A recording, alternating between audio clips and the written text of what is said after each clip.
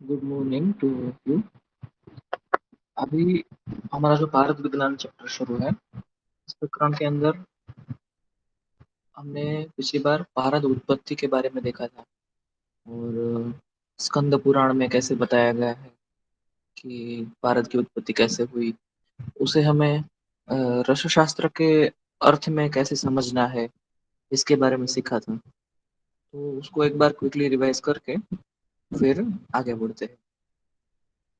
भारत उत्पत्ति, ये जो श्लोक है, ये स्कंद पुराण का रेफरेंस लेके रसरत्न समुच्चय ने लिखा है। तो यहाँ पे स्कंद स्कंद यानी कि कार्तिकेय या फिर स्कंद देश, जहाँ पे से भारत मिलता है, या भारत का भी जो सिनोनिम है, हमने यहाँ पे देखा है कि भारत का सिनोनिम उसके ओरिजिन के आधार पे, भारत की उत्पत्ति कहाँ से हुई उसके आधार पे उसका सिनोनिम स्कंद है।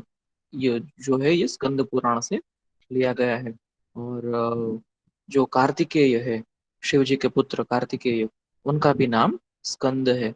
तो उन्हीं के बारे में बात है यहाँ पे। और भारत के यानी कि मरक्यूरी के बारे में बात है। ऐसा इस श्लोक में लिखा था कि शैले अस्मिन शिवयोः प्रीत्या, यानी कि पार्वती और शिव जो है वो एक दूसरे को परस्पर जिगीषा, एक दूसरे को प्राप्त करने के लिए, एक दूसरे को जीतने के लिए संभोग करते हैं। तो त्रिलोक क्षोभकारिणी संभोग होता है, उसका भी निवारण करने के लिए सुरों ने यानी कि देवताओं ने वहनी को वहां पे भेजा, अग्नि को वहां पे भेजा। और ये जो दोनों शिव और पार्वती अ, संभोग में रत थे, तारकासुर का नाश करने वाले ऐसे कार्तिकेय ऐसे पुत्र की उत्पत्ति के लिए। तो उस समय पे वहां पे कबूतर के रूप में अग्नि आए और हिमालय की गुफाओं में वहां पे गए। और शिव और पार्वती को जो संभोग रत देख के अपना पक्षी भाव उन्होंने छोड़ दिया और संक्षुब्ध हो गई, ये जो स्मर लीला जो देख रहे थे, विलोकन कर रहे थे। तो इसे कबूतर रूपी अग्नि को देख के पार्वती जी लज्जित हुए। शंभु यानी कि शिव भी अपनी जो संभोग प्रवृत्ति है उसमें से विरत हुए। और बाद में उनका जो अ, चरम चरम धातु है, यानी कि जो उसका उनका जो वीर्य है, यानी कि जो पारद है, वो जो है वहां से निकल गया। तो फिर जो कबूतर था यानी कि अग्नि था, उन्होंने उसको ग्रहण किया। और ग्रहण करके अग्नि जाने लगे, लेकिन उसका जो तेज है, पारद का जो तेज है, वो अग्नि से सहन नहीं हुआ। तो उन्होंने गंगा में उसको डाल दिया। गंगा से भी उसका तेज सहन नहीं हुआ, और गंगा में बहते बहते वो अलग अलग 5 जगहों पे चला गया। और उसके 5 कूप, कूप यानी कि कुएं, 100 योजन निम्न स्थान, 100 योजन गहरे उतने 5 कुएं हो गए। तब से लेके 5 तरह का ये रस, शिव जी का रस, शिव जी का उनका देह रस 5 तरह का, 100 योजन गहरे, 100 योजन गहरे कुओं में 5 तरह का मिलता है। फिर हमने उसका जो प्रेजेंट डे में जो हमें सच में समझना है, वो वाला मीनिंग भी लिया था कि जमीन के अंदर जब ज्वालामुखी फटता है, तो ज्वालामुखी फटने से पहले जमीन के अंदर काफी सारी उथल पुथल होती है। उस समय पे वहां पे सबसे पहले तो त्रिलोक क्षोभकारिणी यानी कि अर्थक्वेक आता है। और बाद में ज्वालामुखी फटता है, तो उस समय पे क्या होता है कि सबसे पहले अग्नि निकलता है, लावा यानी कि मैग्मा निकलता है। और उसी के अंदर से हमें मर्क्यूरी, सल्फर और बहुत सारे खनिज मिल जाते हैं। तो उसके अंदर का जो मर्क्यूरी है, वो मर्क्यूरी ही शिव जी का रस है। ऐसा समझते हैं कि वो तारकासुर का नाश करने वाला, तारकासुर ये एक ऐसा असुर था जिसे कोई भी नहीं जीत सकता, उसे सिर्फ शिव जी का पुत्र ही जीत सकता है। तो इससे हमें ऐसा समझना है कि ऐसी बहुत सारी बीमारियां हैं जिसे हम असाध्य बोल देते हैं, लेकिन उसे भी हम मर्क्यूरी की दवाइयों से ठीक कर सकते हैं। तो ऐसा जो मर्क्यूरी है वहां पे हमें मिल जाता है। और फिर जो मर्क्यूरी है उसके बहुत सारी प्रोसेसिंग भी हमें मिल जाती है, जमीन के अंदर ही हुई रहती है। तो उसके मुताबिक ये 5 तरह का रस, रसेंद्र, सूत, पारद और मिश्रक, इस तरह का 5 तरह का मर्क्यूरी हमें मिल जाता है। इसके कलर के अनुसार भी हमने समझा था कि जो रेड कलर का है वो बिल्कुल भी कोई भी दोष के बगैर वाला है ना। बाद में जो थोड़ा टॉनी कलर का है, रसेंद्र, वो श्यावर या फिर अति चंचल हो, लेकिन वो भी दोष के बगैर। ये दोनों तो अभी अति दुर्लभ है। देव ने और नाग ने इनका जो है उपयोग कर लिया, वो अजर अमर हो गए। और अभी जो है ये उपलब्ध नहीं है। फिर आगे हमने सूत, पारद और मिश्रक के बारे में भी देखा था। तो इन सभी का जो है अलग अलग उपयोग, जैसे कि सूत जो है तो हम yellow oxide of mercury, red oxide of mercury हम प्राप्त करते हैं। रस रसेंद्र में हम मर्क्यूरी के सल्फाइड ऑक्साइड प्राप्त करते हैं।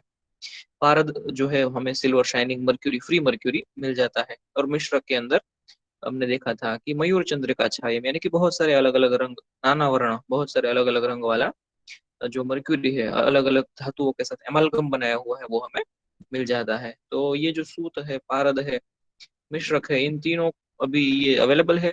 और इन तीनों को हमें अष्टादश संस्कार, 18 संस्कार करने के बाद यूज में लेके जा सकते हैं। अभी वहां से आगे बढ़ते हैं। ये तो सब हो गया जो पुराने समय के जो कुछ भी लिखा हुआ था उसके अनुसार सोर्सेस। लेकिन आज हम देखने वाले हैं ये सचमुच में अभी में हम क्या समझ सकते हैं, है ना। अगर हम कहीं पे मर्क्यूरी को प्रोक्योर करने के लिए गए, ज्वालामुखी के पास में गए कहीं पे, तो हमें कहाँ से मिल जाएगा ये सब मर्क्यूरी। या अगर समझ लीजिए कि हम किसी दुकान में जा रहे हैं मर्क्यूरी खरीदने के लिए, है ना, किसी केमिस्ट की दुकान में जाएंगे और चाहिए कि मुझे 100 ग्राम मर्क्यूरी चाहिए, है ना। तो वो तो दुकानदार से हमें मिल जाएगा 100 ग्राम मर्क्यूरी। लेकिन वो जो मर्क्यूरी है वो उनके पास कहाँ से आया, जमीन में से वो निकला कैसे, है ना। तो उसका सोर्स क्या है, ओरिजिनल सोर्स क्या है, जमीन में से कैसे मिला वो। तो नेचुरल सोर्स होते हैं और आर्टिफिशियल सोर्स होते हैं। अभी नेचुरल सोर्स, आर्टिफिशियल सोर्स, इसको कैसे अलग करना है ना। तो वैसे तो सभी चीजें नेचर में से ही मिलती है, मर्क्यूरी का हम प्रोडक्शन ऐसे ही नहीं कर लेते। लेकिन जो नेचुरल यानी कि जो फ्री मर्क्यूरी मिलता है ना, जिसको बोलते हैं नेटिव मर्क्यूरी या फ्री मर्क्यूरी, जो सिर्फ मर्क्यूरी ही है, इसके अंदर कुछ भी मिक्स नहीं है, ना कोई धातु ना कोई अधातु, कुछ भी मिक्स नहीं है, तो वो नेचुरल मर्क्यूरी कहलाता है या नेटिव मर्क्यूरी कहलाता है, फ्री मर्क्यूरी। तो वो वॉल्केनो से, जो ज्वालामुखी होते हैं उसके आसपास में मिल जाता है। फिर कुछ फॉरेस्ट फायर, जंगलों में बहुत बार आग लग जाती है, तो उस समय में भी कुछ ना कुछ फ्री मर्क्यूरी हमें वहां पे मिलता है। कुछ फॉसिल फ्यूल्स होते हैं ना, जैसे कि क्रूड ऑयल वगैरह निकालते हैं, तो उसके साथ साथ कभी भी मर्क्यूरी मिलता है। और भी कुछ जगहों पे मिलता है, जैसे कि यहाँ पे एटसेट्रा लिखा है, तो बहुत बार आपने देखा होगा कि गर्म पानी निकलता रहता है जमीन में से। जैसे हमारे सौराष्ट्र में ही तुलसी श्याम करके जगह है, तो वहां से गर्म पानी निकलता है। तो ऐसे ही दुनिया में और बहुत सारी जगहें हैं जहाँ से जमीन के अंदर से गर्म पानी निकलता रहता है। तो उसके आसपास भी हमें फ्री मर्क्यूरी मिल जाता है कुछ ना कुछ प्रमाण में। कितने प्रमाण में मिलता है वो देखेंगे आगे। और कुछ आर्टिफिशियल सोर्सेस है, यानी कि मर्क्यूरी जो है वो उसकी ओर्स, उसकी जो खनिज है, उसके जो मिनरल्स है उसमें से प्राप्त किया जाता है। तो वहां पे फ्री मर्क्यूरी नहीं होता, वो किसी ना किसी धातु या अधातु यानी कि मेटल्स के साथ या सल्फाइड, ऑक्साइड, क्लोराइड, कुछ ना कुछ के साथ मिक्स होता है, कॉम्बिनेशन में होता है। हम उसको प्रोसेस करते हैं और प्रोसेस प्रोसेस करने के बाद उसमें से मर्क्यूरी को एक्सट्रैक्ट करते हैं। तो वो हो गए उसके आर्टिफिशियल सोर्सेज। तो नेचुरल सोर्सेज में तो क्या कुछ भी नहीं, जैसे कि फ्री मर्क्यूरी है, डायरेक्टली वहां से कलेक्ट कर लेना है। और आर्टिफिशियल सोर्सेज के बारे में कुछ ज्यादा हम आगे देखेंगे। तो सबसे पहले हम देखते हैं कि अर्थ में, पृथ्वी में कितना मर्क्यूरी होता है या कितना अवेलेबल होता है ना। जैसे अभी मर्क्यूरी के साथ साथ एक और बात करता हूँ। हमारे यहाँ पे आगे हम अभ्रक के बारे में पढ़ने वाले हैं, है ना। आपने अभ्रक का शोधन किया है प्रैक्टिकल में, अभ्रक को देखा है आपने। तो वो जो अभ्रक है ना, वो बहुत बहुत ज्यादा मात्रा में मिलता है। अ, आप अभ्रक के जहाँ पे माइंस होती है वहां पे जाके देखेंगे ना, तो वो बहुत ही अबेडेंटली, बहुत ज्यादा मात्रा में अवेलेबल है। तो इसीलिए उसके नाम आकाश के नाम के जैसे है, कि जैसे व्योम, गगन वगैरह नाम है उसके सिनोनिम्स है। वो बहुत बहुत ज्यादा मात्रा में अवेलेबल है अभ्रक। तो मर्क्यूरी ऐसा नहीं है। मर्क्यूरी जो है ना, वो एक्सट्रीमली रेयर एलिमेंट है। जैसे आप बोलेंगे कि आयरन, कॉपर वगैरह तो बहुत ही आसानी से मिल जाते हैं, लेकिन ये मर्क्यूरी ऐसा नहीं है। अगर अर्थ के क्रस्ट में देखेंगे, पृथ्वी के अंदर, तो इजीली अवेलेबल, फिर अवेलेबल, फिर रेयर एलिमेंट और कुछ एक्सट्रीमली रेयर एलिमेंट भी होते हैं। तो मर्क्यूरी ऐसा है, एक्सट्रीमली रेयर एलिमेंट है। फिर भी हमें, यानी कि मानव जाति को जितना मर्क्यूरी चाहिए उतना तो हम आसानी से निकाल लेते हैं। तो उसका जो एवरेज क्रिस्टल एबिडेंस है ना, कि पृथ्वी की जो सतह होती है जमीन के अंदर अंदर, उसमें जो उसका क्रिस्टल एबिडेंस है वो सिर्फ 0.8 ppm है। पार्ट्स पर मिलियन, 10 लाख भाग में कितना, तो 10 लाख भाग में एक भाग भी नहीं, 0.8। तो उसका जो क्रिस्टल अबंडेंस है जमीन के अंदर मर्क्यूरी, समझ लीजिए मिट्टी के अंदर, खड़कों के, चट्टानों के अंदर, खान खदानों के अंदर मर्क्यूरी जो है वो सिर्फ 10 लाख भाग में 0.8 भाग, एक भाग से भी कम इतना होता है वो। ये हो गया इन जनरल। इन जनरल सभी जगह पे मर्क्यूरी कितना होता है। लेकिन हम सभी जगह से मर्क्यूरी कलेक्ट नहीं करते ना, जहाँ पे मर्क्यूरी कम है वहां से हम क्यों कलेक्ट करेंगे। तो हम यानी कि मनुष्य मानव जाति मर्क्यूरी कहाँ से प्राप्त करते हैं, तो मर्क्यूरी की ओर्स में से, मर्क्यूरी के खनिज में से। एटलीस्ट वहां से मर्क्यूरी प्राप्त करेंगे जहां से जिस जिस भूमि भाग में एक जगह पे मर्क्यूरी बहुत ज्यादा मात्रा में अवेलेबल है, वहां से ही हम मर्क्यूरी प्राप्त करेंगे। तो उसकी ओर्स होती है, उसकी जो खनिज होती है, मर्क्यूरी जिस जिस खनिज में से मिलता है, तो वहां पे उस जगह पे तो वो मर्क्यूरी एक्स्ट्रा ऑर्डिनरी कॉन्सेंट्रेटेड होता है। तो मतलब क्या होता है कि जहां जहां पे भी मर्क्यूरी की खाने हैं, वहां पे जमीन के अंदर से मिट्टी कंकड़ बहुत सारा निकलता है, आयरन कॉपर वगैरह चीजें बहुत सारी निकलती है। लेकिन साथ साथ में कुछ कॉन्सेंट्रेटेड मर्क्यूरी डिपॉजिट्स होती है, कुछ ऐसी मर्क्यूरी डिपॉजिट्स होती है जो कॉन्सेंट्रेटेड होती है। हाँ, कॉन्सेंट्रेटेड मतलब वहां पे और भी बहुत ज्यादा मर्क्यूरी नहीं होता, लेकिन ये 0.8 ppm से तो ज्यादा होता है। 0.8 ppm मतलब बहुत बहुत कम हो गया, उससे ज्यादा हमें वहां के चट्टानों में से मिल जाता है। तो जो रिचेस्ट मर्क्यूरी और होती है ना, जिस जहाँ पे मर्क्यूरी और के अंदर मर्क्यूरी बहुत ज्यादा होता है, जैसे कि स्पेन में है ना। अब स्पेन ये कंट्री का नाम सुना होगा आपने। तो वहां पे अल्माडेन नाम से एक माइन है। वहां पे बहुत अच्छा मर्क्यूरी का सोर्स मिलता है। तो वहां पे जो है ना 2.5% तक मिल जाता है। तो सोचिए, 10 लाख भाग में 0.8, एक भाग से भी कम, या फिर 2.5%, 100 भाग में 2.5 भाग। तो ये तो बहुत ज्यादा अच्छा है। और जो मर्क्यूरी की ओर होती है उसको कैसे कंसिडर किया जाएगा कि हाँ इसको मर्क्यूरी की ओर बोलेंगे। तो वहां पे एटलीस्ट 0.1%, 100 भाग में 0.1 भाग तो मिलना ही चाहिए, तब जाके वो मर्क्यूरी की ओर कहलाएगी, उससे कम नहीं। तो अक्सर हमें 2.5% तक मर्क्यूरी ज्यादा से ज्यादा मिल जाता है। और ये जो 2.5% बोलेंगे या एटलीस्ट 0.1% भी बोलेंगे, तो वो जो पूरे अर्थ क्रस्ट में भाग है 0.8 ppm, उससे तो बहुत ज्यादा है। 0.8 ppm वो तो बहुत कम है, उससे तो लगभग 12,000 गुना ज्यादा मर्क्यूरी की खनिज में से मिलता है। तो मर्क्यूरी की खनिज में से हमें काफी सारा मर्क्यूरी मिल जाता है। हम जहाँ पे मर्क्यूरी नहीं है या बहुत कम है, वहां से तो निकालने की कोशिश नहीं करेंगे। लेकिन जहाँ पे है मर्क्यूरी, खनिज है जहाँ पे मर्क्यूरी की, वहां से निकालते हैं। तो काफी सारी अच्छी मात्रा में हमें मर्क्यूरी मिल जाता है। और ये जो उसके सोर्स है, वो वर्ल्ड वाइड देखते हैं वैसे। ऐसे बोलते हैं कि भारत में तो कहीं पे भी पारद नहीं मिलता। हाँ, ये पारद जो है उसका चिकित्सा में उपयोग करने वाला बहुत बड़ा देश है भारत। लेकिन भारत में मर्क्यूरी कहीं नहीं मिलता, हम हमेशा हर एक जगह पे इंपोर्ट ही करते हैं मर्क्यूरी। भारत में तो फिलहाल का जो कंट्री है भारत, वहां पे तो मर्क्यूरी नहीं मिलता। पहले आज से 500, 1000, 1500 साल पहले भारत बहुत बड़ा हुआ करता था, तो वहां पे था अवेलेबल, अभी तो नहीं है। तो ज्वालामुखियों के पास में, नियर वोल्केनोज है ना, ज्वालामुखी के पास में तो फ्री मर्क्यूरी मिल जाता है। और फ्री मर्क्यूरी के अलावा जो बाकी जगह पे भी खनिज रूप में मर्क्यूरी मिलता है, तो जो मैंने आपको अभी बताया स्पेन में, तो स्पेन के अंदर जो ये है अल्माडेन माइंस है, तो ये आप नाम याद रखिएगा। एग्जाम में, वाइवा में बहुत बार पूछा जाता है अल्माडेन। तो ये जो अल्माडेन नाम की जो माइंस है स्पेन के अंदर, वहां पे बहुत बहुत ज्यादा मर्क्यूरी हमें मिल जाता है। और आज से नहीं, लगभग 500 सालों से। तो समझ लीजिए ना कि 14वीं 15वीं सदी, जो सदी थी, तब से लेके अभी तक में स्पेन से ये जो मर्क्यूरी है मिलता ही रहता है। ये फुलफिल करता है पूरे वर्ल्ड की 1/3 रिक्वायरमेंट। पूरी दुनिया में मर्क्यूरी की जितनी भी खपत होती है, सिर्फ हम आयुर्वेद वाले ही तो मर्क्यूरी की खपत नहीं करते। और बहुत सारे इंस्ट्रूमेंट्स में मर्क्यूरी यूज हो जाता है, थर्मोमीटर में, स्पिगोमेनोमीटर में। और तो न जाने कितनी कितनी जगहों पे मर्क्यूरी यूज होता है, इंडस्ट्री में बहुत सारी जगहों पे। इन सभी जितनी भी रिक्वायरमेंट है, इन सभी की 1/3 यानी कि 33% ये फुलफिल कर लेता है स्पेन की अल्माडेन माइंस।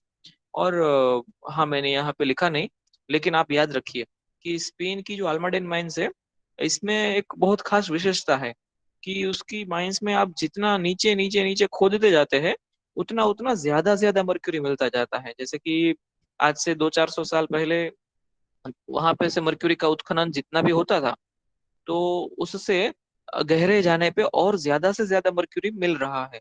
मतलब कि जितना जमीन के अंदर नीचे जाते हैं, उतना रिच मर्क्यूरी सोर्स हमें मिल रहा है। और यहाँ पे उस मर्क्यूरी का एक खनिज मिलता है जिसका नाम है सिनाबार। तो आपको अभी यहाँ पे मेरा कर्सर जहाँ पे, वहां पे ये शब्द दिख रहा होगा, सिनाबार। है ना। तो ये जो सिन्ना बार है मर्क्यूरी सल्फाइड है। बेसिकली ये मर्क्यूरी सल्फाइड होता है, मर्क्यूरी और सल्फर। तो ये कुदरत में से जब मिलता है तब उसको सिन्ना बार बोलते हैं, या हम आयुर्वेद में उसको हिंगुल बोलते हैं। हिंगुल, ये जो हींग नहीं है, हिंगू नहीं है, हिंगुल। तो ये जो है सिन्ना बार है, हिंगुल। तो यहाँ पे स्पेन में से जो मिलती है ना, वो बेस्ट वैरायटी है पूरी दुनिया में। कहीं पे भी अगर हिंगुल मिलता है तो उसमें से सबसे अच्छी क्वालिटी का हिंगुल स्पेन के अल्माडेन में से मिलता है। तो ये जो टिपिकल ये सिन्नाबार होता है, इस सिन्नाबार के अंदर बहुत ज्यादा मर्क्यूरी होता है, 75 से कभी कभी 85% तक मर्क्यूरी मिल जाता है। कहाँ पे? पूरी खान में नहीं, लेकिन खान के अंदर से जितना सिन्नाबार निकलता है उस सिन्नाबार के अंदर मर्क्यूरी सल्फाइड में बहुत बहुत ज्यादा मात्रा में मर्क्यूरी मिल जाता है। और वहां से ये है जो है पूरे वर्ल्ड की 33% रिक्वायरमेंट को फुलफिल कर लेते हैं। दुनिया में और भी कहाँ कहाँ पे मर्क्यूरी मिलता है, कुछ नाम याद रखेंगे। बहुत बार 2 मार्क्स के क्वेश्चन होते हैं थियरी में इसमें। तो एक है ब्रिटिश बोर्नियो, है ना। तो ये जो ब्रिटिश बोर्नियो है, ये कंट्री या एक जगह का नाम है। वहां पे भी मर्क्यूरी की काफी सारी खाने हैं, वहां पे से भी सिन्नाबार मिलता है। सिन्नाबार यानी कि मर्क्यूरी सल्फाइड, HgS। फिर कैलोमल भी मिलता है। ये शब्द आपने सुना होगा, कैलोमल, है ना, बहुत सारे लोशन में भी ये यूज में आता है। तो ये मर्क्यूरी क्लोराइड है। पहले तो ये बहुत यूज में आता था, अभी उतना ज्यादा यूज नहीं होता। तो कैलोमल यानी कि मर्क्यूरी क्लोराइड भी मिलता है, मर्क्यूरी पर क्लोराइड। और नेटिव मर्क्यूरी भी, फ्री मर्क्यूरी भी मिल जाता है ब्रिटिश बोर्नियो में से। वहां पे काफी सारे ज्वालामुखी भी है। और भी कुछ कंट्री है, जैसे कि साउथ अफ्रीका में से मिल जाता है। फिर ब्रिटिश कोलंबिया ऑफ कनाडा। तो ये जो कनाडा कंट्री आप सभी ने देखा होगा, मैप में तो देखा होगा कि कहाँ पे है कनाडा, USA के भी नॉर्थ में। तो उसका एक एरिया है ब्रिटिश कोलंबिया, वहां पे भी मिल जाता है। फिर USA का जो वेस्ट कोस्ट है, यूनाइटेड स्टेट्स ऑफ अमेरिका, उसका जो पश्चिमी भाग है ना, यानी कि पैसिफिक महासागर के पास में जो है, वहां पे जो कुछ राज्य है, कैलिफोर्निया, टेक्सास, तो वहां पे से भी मर्क्यूरी मिल जाता है। फिर है साउथ अमेरिका। साउथ अमेरिका के कुछ कंट्रीज है, जैसे कि Brazil, Chile, Colombia, Dutch Guiana, Ecuador, Peru, इन सभी जगहों से मिल जाता है। और फिर चाइना में से भी बहुत सारा मर्क्यूरी मिलता है। इटली इटली में से भी मिलता है, जो कि स्पेन के पास ही है इटली, यूरोप में, तो वहां से भी मिल जाता है। चाइना में से मर्क्यूरी बहुत ज्यादा इसलिए मिलता है क्योंकि चाइना ने जो जमीन में से जो उत्खनन करना है, उसकी प्रोसेस में वो बहुत आगे बढ़ चुका है। इंडस्ट्रियल डेवलपमेंट जो है वहां पे बहुत ज्यादा है। तो वो मर्क्यूरी कितना भी गहरा या बहुत ही कम मात्रा में हो, फिर भी वो निकाल लेते हैं वहां से, चाइना। और ऑस्ट्रेलिया में भी मिल जाता है। हाँ, ऑस्ट्रेलिया ऑस्ट्रेलिया के पास में न्यूजीलैंड है, तो वहां से भी मिल जाता है। ऑस्ट्रेलिया में भी खास करके न्यू साउथ वेल्स में, विक्टोरिया में, जेमिसन में, वहां से मिल जाता है। न्यूजीलैंड नहीं लिखा मैंने यहाँ पे, लेकिन न्यूजीलैंड से भी मिलता है। न्यूजीलैंड का जो नॉर्दर्न पार्ट है, नॉर्दर्न न्यूजीलैंड, वहां से हमें काफी सारा मर्क्यूरी मिल जाता है। फिलहाल न्यूजीलैंड से उतना सारा मर्क्यूरी नहीं उत्खनन हो रहा, लेकिन जो उनका जियोग्राफिकल सर्वे है वहां पे बताते हैं कि वहां पे अंदर मर्क्यूरी का बहुत बहुत बड़ा भंडार है, नॉर्दर्न न्यूजीलैंड में। प्रोबेबली 3 लाख मेट्रिक टन से भी ज्यादा बड़ा भंडार है वहां पे। लेकिन फिलहाल वहां से उतना उत्खनन हो नहीं रहा है नॉर्दर्न न्यूजीलैंड में। तो वहां से भी ये मिलता है। तो ऐसे बहुत सारी जगह है जहाँ से हमें मर्क्यूरी मिल जाता है, सोर्स हो जाता है वहां से। लेकिन देखिए यहाँ पे कहीं पे इंडिया का नाम नहीं है, इंडिया का नाम कहीं पे भी नहीं है, क्योंकि इंडिया में से मर्क्यूरी नहीं मिलता। हम बस कंज्यूम करते हैं, इंपोर्ट करते हैं और उसका यूज कर लेते हैं बहुत सारा। तो यूज करने के मामले में देखेंगे चिकित्सा में, है ना, शास्त्र में, तो हम उसका बेस्ट यूज करते हैं। फिर कुछ मर्क्यूरी की ओर्स के बारे में, मर्क्यूरी की जो खनिज है ना, हमने यहाँ पे इतने सारे नाम देखे, लेकिन वहां पे कौन सी खनिज मिलती है, तो वो भी देखेंगे। और आप इसको भी बहुत अच्छे से याद रखिए कि what are the ores of mercury, है ना। तो what are the ores of mercury, आपके 2-2 मार्क के क्वेश्चन है और ये बार बार पूछे जाते हैं। तो एक तो नेटिव मर्क्यूरी मिल जाता है, जिसे सहज पारद बोलते हैं, या नेटिव मर्क्यूरी। और फिर मर्क्यूरी की ओर्स जो होती है, वहां से नेटिव मर्क्यूरी के अलावा उसके सल्फाइड मिलते हैं, उसके ऑक्साइड मिलते हैं, उसके क्लोराइड मिलते हैं। फिर कुछ और धातुओं के साथ भी, जैसे कि सिल्वर के साथ, कॉपर, आयरन के साथ, या फिर एंटीमनी के साथ, उसके साथ ये मिक्स मिलता है हमें।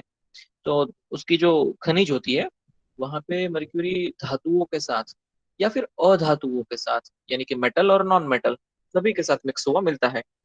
इन सभी में भी सबसे पहला है सेनाबार। हमने सबसे पहला सेनाबार या मर्क्यूरी सल्फाइड को ही लिया है, हिंगुल। हिंगुल या फिर सेनाबार। तो आप इसे प्राइमली याद रखिए, क्योंकि ये हमारा एक रसद्रव्य भी है। सिन्नाबार जो हिंगुल है, हमारे साधारण रस में हम उसको पढ़ते हैं। तो रस रत्न समुच्चय ने उसे साधारण रस में लिया है। और कुछ ग्रंथ है, पुराने ग्रंथ जैसे कि रस हृदय तंत्र, उनने तो सिन्नाबार को, हिंगुल को महारस में लिया है। तो मर्क्यूरी सल्फाइड ये बहुत ही बड़ा सोर्स है, और हम जितना भी मर्क्यूरी यूज करते हैं सब सेनाबार से ही यूज करते हैं, हिंगुल से ही यूज करते हैं। फिर एक और खनिज है मोन्ट्रोइडाइट, है ना।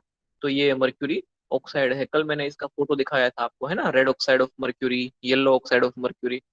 तो ये जो है गिर सिंदूर जिसको बोलते हैं, तो ये जो है मोन्ट्रोइडाइट जो है वहां से भी मिल जाता है मर्क्यूरी। वहां पे सल्फाइड फॉर्म में नहीं, लेकिन ऑक्साइड फॉर्म में मिल जाता है। फिर है कैलोमल। तो कैलोमल जो है, मैं आपको फोटो दिखाता जाता हूँ साथ साथ में, तो आपको थोड़ा इजीली समझ में भी आएगा। ये सिन्नाबार का फोटो दिखते हैं पहले।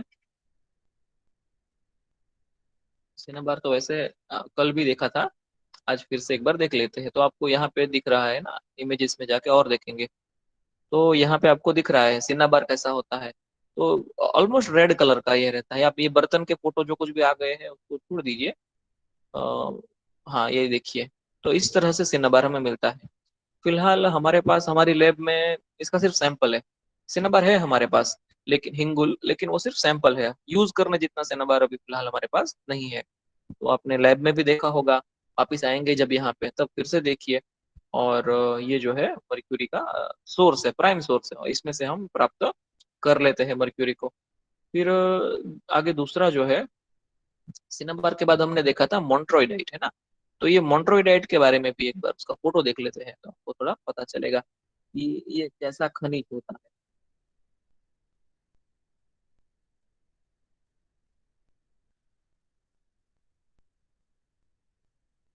तो ये जो मोन्ट्रोइडाइट है इस तरह से मिलता है ना, ये देखिए, ये बहुत बढ़िया फोटो है।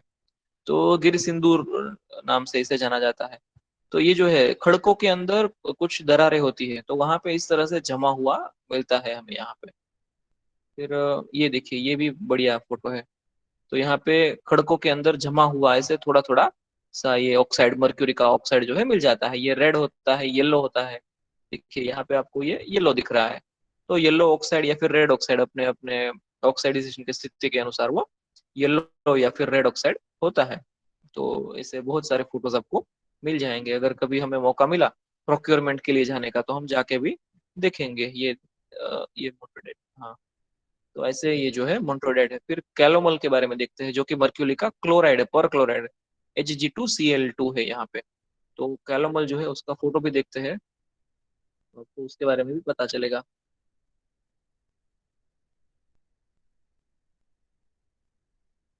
जी, ये तो अभी कैलोमल के लोशंस और वगैरह चीजें आ गई। हम मिनरल के बारे में देखेंगे। तो पहले उसका उपयोग होता था कैलोमल का, फिलहाल तो नहीं होता। कैलोमल रॉक्स देखेंगे। हाँ देखिए, यहाँ से आपको मिलेगा। तो ये इस तरह का कुछ सिल्वरी कलर वाला ही कैलोमल आपको मिल जाता है। तो इसमें ये क्या है, मर्क्यूरी क्लोराइड है, पर क्लोराइड है, इसलिए थोड़ा शाइनिंग सिल्वर कलर है।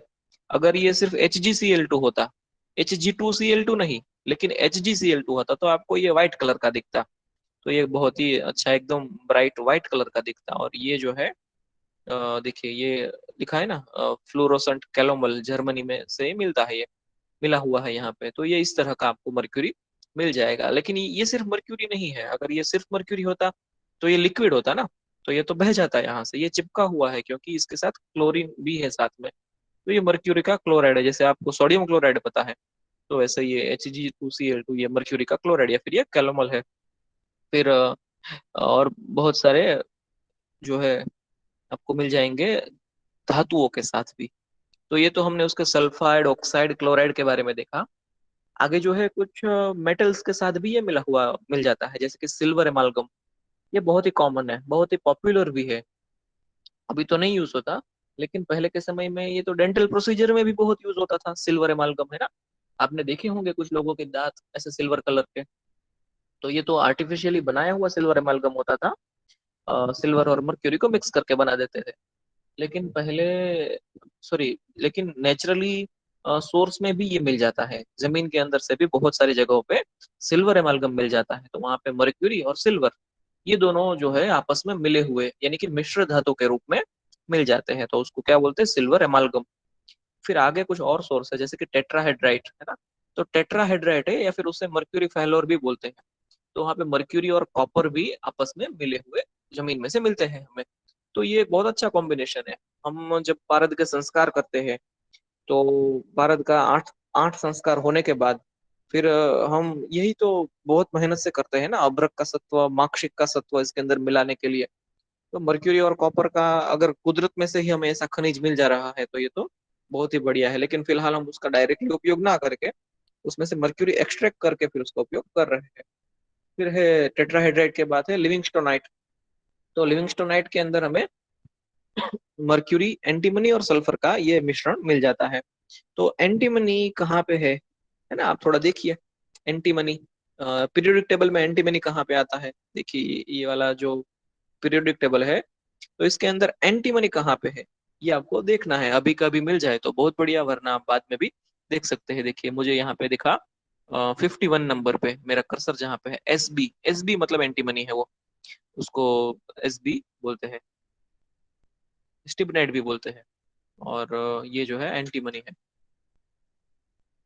तो ये जो है मर्क्यूरी, एंटीमनी और सल्फर, इन तीनों चीजों का मिश्रण में मिल जाता है। वो है लिविंगस्टोनाइट। तो ये खनिज भी है। फिर है बार्सेनाइट। तो बार्सेनाइट के अंदर सेनाबर और एंटीमनी डाइऑक्साइड भी मिल जाते हैं। तो Sb2O2 और HgS इसका मिश्रण होता है। फिर और भी बहुत सारे खनिज है जैसे कि टर्कुलेट, एग्लिस्टोनाइट, क्लिनाइट, और भी बहुत कुछ है, तो जहाँ पे हमें मर्क्यूरी, क्लोरीन, ऑक्सीजन वगैरह चीजों का संयोजन मिल जाता है। लेकिन हम इन सब चीजों का ज्यादा इस्तेमाल नहीं करते। हम जिसका इस्तेमाल करते हैं वो सबसे ज्यादा मर्क्यूरी का प्राप्त करने के लिए, वो है सिनाबार, सबसे पहला लिखा हुआ है मर्क्यूरी सल्फाइड। फिर दूसरा मोन्ट्रोइडाइट, तो वो भी हम डायरेक्टली यूज कर लेते हैं। हम मोन्ट्रोइडाइट का उपयोग हम डायरेक्टली मोन्ट्रोइडाइट के तौर पे या मर्क्यूरी ऑक्साइड के तौर पे ही करते हैं। उसमें से मर्क्यूरी प्राप्त करने के लिए फिर नहीं करते, लेकिन दूसरी जगह पे करते हैं। आयुर्वेद को छोड़ के, रसशास्त्र को छोड़ के दूसरी जगह पे उसमें से भी मर्क्यूरी निकाला जाता है, कैलोमर में से भी निकाला जाता है। लेकिन हमारा प्राइम सोर्स सिनेबार है, हिंगुल है। तो इसी में आगे थोड़ा देखेंगे, आयुर्वेदिक पार्ट देखेंगे फिर से कि हिंगुल की उत्पत्ति, जैसे हमने अभी यहाँ पे देखा था पारद की उत्पत्ति है ना, तो पारद की उत्पत्ति देखी, वहीं से कंटिन्यूएशन में आगे है हिंगुल की उत्पत्ति। तो ये जो है हिंगुल की उत्पत्ति के बारे में देखते हैं। तो ये रसरत्न समुच्चय ने ही बताया है, आगे रसरत्न समुच्चय ने 88 नंबर के श्लोक में इसको बताया है। तो हमने पारद की उत्पत्ति में देखा था ना कि वो जो अग्नि है, वो अग्नि लेके जाता है शिव के वीर्य को, और फिर वो वहां से गंगा में यानी कि पानी में डाल देता है। तो वो सिर्फ उतना ही नहीं है, लेकिन वहां पे रास्ते में जो अग्नि है उसमें से निकल जाता है मर्क्यूरी, गौरवात, गौरवात यानी कि अपने भार के कारण, अपने वजन के कारण, और गिरता है कहाँ पे, दर्द देश में। पतितो, पतितो यानी कि गिरता है, पतितो दर्द देश है, तो दर्द देश में वो गिरता है।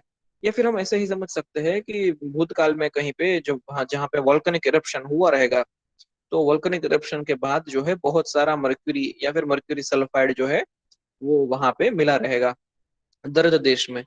तो वहनी वक्त्रतः, वहनी में से निकल के गौरव, गौरवात अपने भार के कारण दर्द देश में गिरा।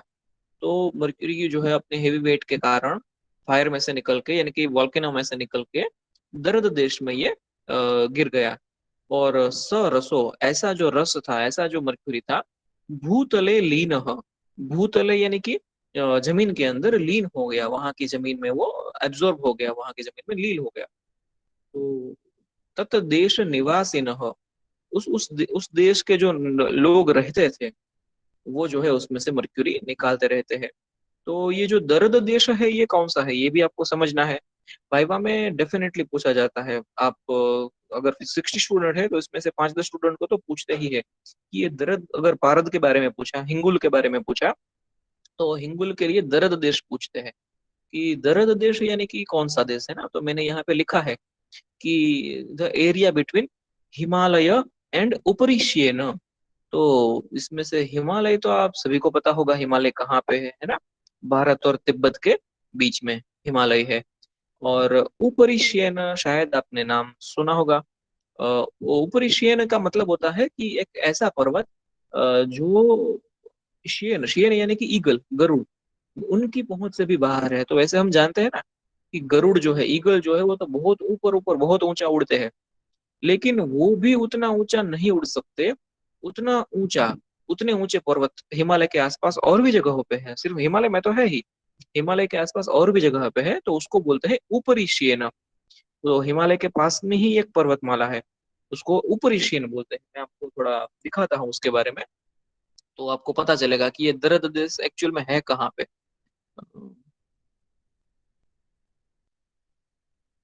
तो फिलहाल के समय में उसको हिंदू कुश नाम से जाना जाता है।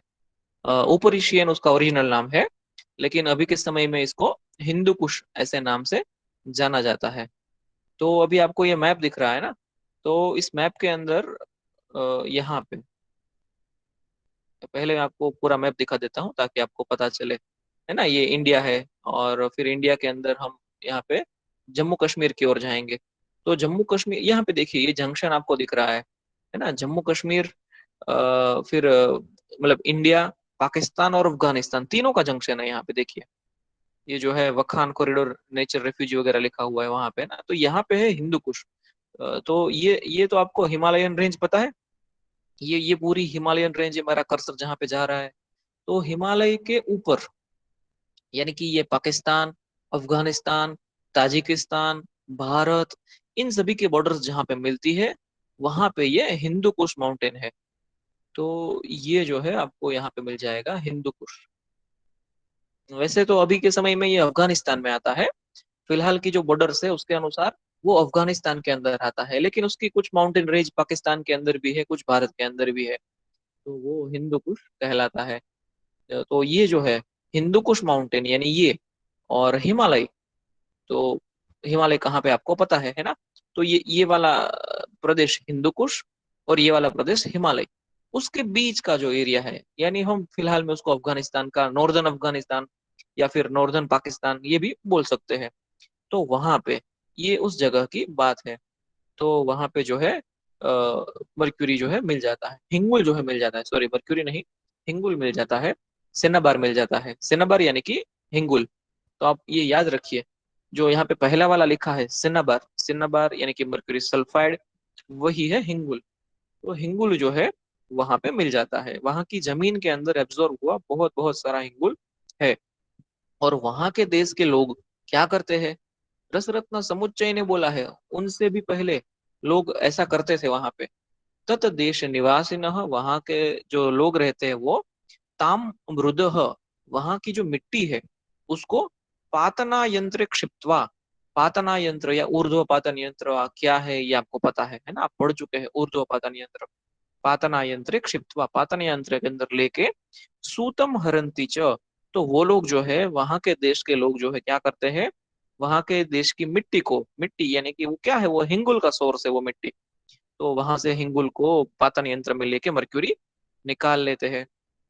तो हमने ऐसे आज देखिए natural source, natural sources of mercury देखा, है ना, आर्टिफिशियल सोर्सेस ऑफ मर्क्यूरी देखा, और पुराने समय में भी हिंगुल कैसे निकाला जाता है, कैसे निकाला जाता था, उसके बारे में देखा। लेकिन फिर यहाँ पे रसरत्न समुच्चय ने प्रोसीजर नहीं बताई, सिर्फ ऐसा लिख दिया कि पातना यंत्र क्षिप्तवा, पातना यंत्र के अंदर जो है हिंगुल को डाल के मर्क्यूरी निकाल लेते हैं, लेकिन उसकी पूरी प्रोसीजर जो है वो रसरत्न समुच्चय ने नहीं बताई। वो बताई है रसेंद्र सार संग्रह ने। तो ये जो एक दूसरा ग्रंथ है रसेंद्र सार संग्रह, उन्होंने अच्छे से बताई है। वैसे उन्होंने अपने फर्स्ट चैप्टर में, जो ये जो है ना फर्स्ट चैप्टर 48 49 नंबर श्लोक का, तो वहीं पे वो बहुत सारे अलग अलग मर्क्यूरी के सोर्सेज बता रहे थे रसेंद्र सार संग्रह में। तो उन्होंने वहां पे बताया कि मर्क्यूरी जो है वो सेनाबार से कलेक्ट करना चाहिए, और वहां पे पहले क्या करना चाहिए, हिंगुल को, जो हिंगुल जो है उसको हमें नींबू के रस की भावना देनी चाहिए। तो हिंगुलात सुतम ग्राह्येत तत् निगद्यते, तो हिंगुल में से सूद यानी कि पारद निकालना चाहिए और उसको ग्रहण करना चाहिए। तो कैसे निकालना चाहिए पूरी प्रोसीजर भी उन्होंने बताई है, और आज के समय में भी हम बहुत बार ये उपयोग में लेते हैं, सेम प्रोसीजर उपयोग में लेते हैं। तो जंबीर नींबू नीरेण, जंबीर नींबू नीरेण, तो जंबीरी नींबू है ना, तो कौन सा लेमन है?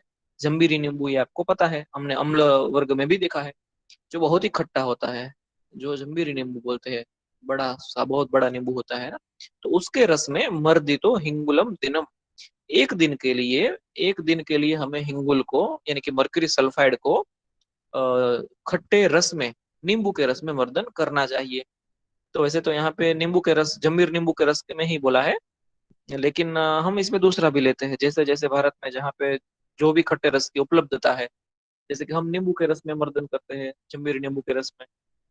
फिर साउथ इंडिया में आप जाएंगे ना, तो तमिलनाडु के साइड में, तो वहाँ पे ये लोग लकुच के रस में मर्दन करते हैं। तो लकुच करके फ्रूट होता है, वो भी बहुत खट्टा होता है लकुच, तो उसके रस में भी मर्दन करने से भी ये हिंगुल जो है शुद्ध हो जाता है, और फिर उसका ऊर्ध्वपातन यंत्र में मर्क्यूरी निकाल लेते हैं। तो झंबिर नींबू नीरेण मर्दितो हिंगुलः दिनम ऊर्ध्वपातन यंत्रेण, तो ऊर्ध्वपातन यंत्र के अंदर लेके ग्राह्य स्यात् निर्मलो रसः। तो ऊर्ध्वपातन यंत्र के अंदर क्या प्रोसेस होती है, ये आपको याद है कि दो घड़े होते हैं, है ना, एक नीचे वाला घड़ा जो होता है, इसमें हम हिंगुल जो है लगा देते हैं, ऐसा नींबू के रस में पेस्ट बनाया हुआ हिंगुल जो है हम लगा देते हैं, और फिर नीचे से गर्मी देते हैं, तो हिंगुल जो है वो गर्म होके उड़ने लगता है। फिर ऊपर के घड़े में जो है, ऊपर के घड़े, ऊपर का घड़ा उल्टा रहता है, तो ऊपर के घड़े में हमें हिंगुल में से निकला हुआ मर्क्यूरी मिल जाता है, और ऊपर के घड़े के ऊपर हम पानी की धारा करते रहते हैं, या फिर अलवल बना लेते हैं पानी का, जिसके अंदर ठंडा पानी रह जाता है, तो वहां पे उसका सब्लिमेशन हो जाता है। और वो जो मर्क्यूरी है, हमें मर्क्यूरी सल्फाइड में से हमें मर्क्यूरी मिल जाता है, सल्फर अलग हो जाता है। वो तो मिट्टी जो मटका है, मिट्टी का मटका, उसके छोटे छोटे पोर्स में से निकल जाएगा, और हमें मर्क्यूरी मिल जाता है। वो मर्क्यूरी हम बाद में कलेक्ट कर लेते हैं। तो ये मर्क्यूरी कैसा होता है? हिंगुल में से निकाला हुआ मर्क्यूरी, सिनाबार में से निकाला हुआ मर्क्यूरी कैसा होता है? तो ये कंचुके ही नागवंग आद्य ही निर्मुक्तो, कंचुक दोष, अभी हमने मर्क्यूरी के दोष नहीं पढ़े ना, पारद दोष, नेक्स्ट हम कल वही पढ़ने वाले हैं, पारद दोष। मर्क्यूरी में क्या क्या दोष होते हैं, है ना। तो यहाँ पे कुछ दोष बताए हैं, जैसे कि कंचुक दोष। कंचुक मतलब क्या? ये आपको होमवर्क है आज, है ना। कंचुक इस शब्द का मतलब क्या है, ये आप कल मुझे बताइएगा। तो कंचुक, जो 7 प्रकार के कंचुक दोष होते हैं मर्क्यूरी में। फिर नागवंग, जैसे लेड टिन जैसी कुछ चीजें भी मिली हुई रहती है मर्क्यूरी के अंदर ही, हमें पता नहीं होता कि उसके अंदर लेड है, उसके अंदर टिन है। वो तो दिखता मर्क्यूरी ही दिखता है, लेकिन उसके अंदर कुछ धातुएं भी मिली हुई रहती है। तो उन सभी में से आद्य ही और भी बहुत सारा कुछ रह सकता है उसके अंदर, उनसे भी निर्मुक्त, उनसे भी मुक्त हो जाएगा, और उसको हम प्योर मर्क्यूरी बोल सकते हैं। तो जो हिंगुल में से जो मर्क्यूरी निकालते हैं, मर्क्यूरी सल्फाइड में से निकाला हुआ जो मर्क्यूरी मिलता है, उसे हम प्योर मर्क्यूरी बोल सकते हैं, और उसे सभी रस कर्मों में यूज करते हैं। तो बिना कर्म अष्टक नेव, तो कोई भी 8 प्रकार के संस्कार किए बिना ही सूतो अयम, इस भारत को सर्व कर्म कृत, सभी तरह के कर्मों में, रस कर्म में लिया जाता है। तो ये जो मर्क्यूरी है, ये प्योर मर्क्यूरी है, इसमें कोई भी इम्प्योरिटीज नहीं होती जब हम हिंगुल में से निकाल लेते हैं, क्योंकि वो तो केमिकल ही हमने अलग कर दिया ना। मर्क्यूरी जो है वो कम टेम्परेचर पे उड़ जाता है, और बाद में हम उसको केमिकली प्योर मर्क्यूरी को ले लेते हैं। तो ये सभी प्रोसीजर्स में यूज किया जा सकता है, तो इसमें कोई अष्ट संस्कार नहीं किया तो भी चलता है, लेकिन ये सिर्फ औषधियां बनाने के लिए, दवाइयां बनाने के लिए इसके बारे में बात है। और बाद में अ, अगर हमें मर्क्यूरी को देहवेद लोहवेद में लेके जाना है, तो फिर हमें अष्ट संस्कार तो जरूर करने ही पड़ेंगे। तो चलिए, एक और चीज मैं आपको पूछता हूँ आज, कि ये जो रसेंद्र सार संग्रह का रेफरेंस बताया ना, कि ये श्लोक लिया है रसेंद्र सार संग्रह से, तो आप उसके ऑथर का नाम बताइए। रसेंद्र सार संग्रह, उसके ऑथर का नाम अगर याद है तो अभी बताइए चैट में, अगर याद नहीं है तो कल बताइए। खोलिए रसेंद्र सार संग्रह बुक, अगर आपके पास घर पे तो होगी नहीं, तो फिर आप इंटरनेट से सर्च कीजिए रसेंद्र सार संग्रह, डेफिनेटली आपको मिल जाएगा, है ना। उसका फोटोग्राफ मिल जाएगा, उसका कुछ ना कुछ 2-4 पेज भी पढ़ने को मिल जाएंगे। तो ये जो बुक है, इसके ऑथर कौन थे, ये आप मुझे कल बताइएगा, है ना। और अभी इतना रखते हैं। ओके। अच्छा, आप बता रहे हैं ना, गोपाल कृष्ण, बिल्कुल सही है। गोपाल कृष्ण भट्ट। तो ये जो गोपाल कृष्ण भट्ट है वही उनके ऑथर है रसेंद्र सार संग्रह के। तो सही आंसर है आप सभी का, गोपाल कृष्ण भट्ट। इन्होंने ही रसेंद्र सार संग्रह लिखा था। और आज इतना रखते हैं। बाकी का हम कल आगे देखेंगे। आप जो है अभी चैट में अपनी अटेंडेंस दे दीजिए।